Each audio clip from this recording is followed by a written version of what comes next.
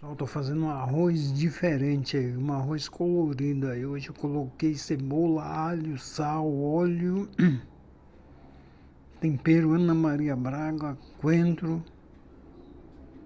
E é isso aí, pessoal. Hoje eu tô fazendo um arroz colorido aí, ó. Já lavei, já, agora já vou pôr pra cozinhar aí, pessoal. Coloquei o tempero na centrífuga